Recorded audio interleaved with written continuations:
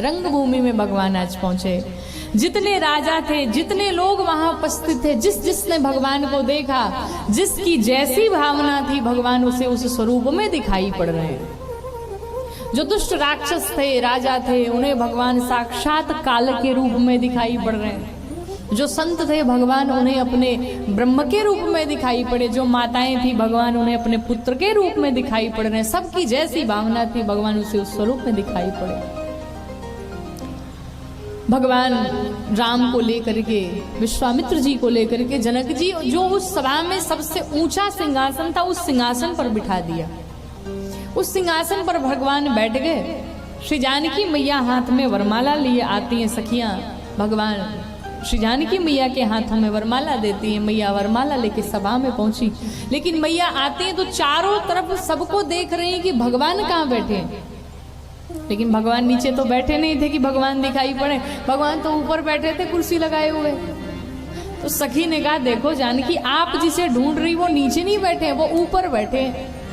और जैसे मैया ने ऊपर दृष्टि डाली, क्या देखा कि मुनि समीपा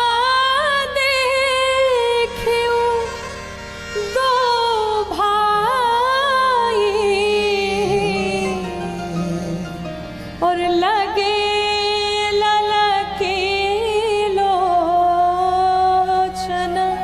निधि पाई। मानो ऐसा प्रतीत होता है कि नेत्रों का खजाना मिल गया जानकी मैया को। अब मुझे भगवान को नहीं देखना है, अब कुछ नहीं देखना है मुझे।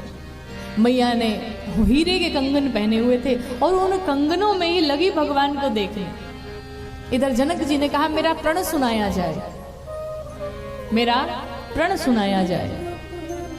दूत उस सभा के बीच में खड़े हुए और दूत खड़े होकर के कहते हैं, द्वीप द्वीप से राजा यहाँ उपस्थित हुए हैं। किसी को मेरे महाराज श्री ने न्योता नहीं दिया, निमंत्रण नहीं दिया, सब प्रण सुन सुन करके आए हुए हैं। और ये जो शिव जी का पिनाक दिख रहा है, कोई अपने बल का अहंकार नहीं करेगा। क्यों? अगर आपके भुजाओं का बल चंद्रमा है तो आपके भुजाओं के बल को अपना ग्रास बनाने के लिए शिव जी का पिनाक उपस्थित हुआ है।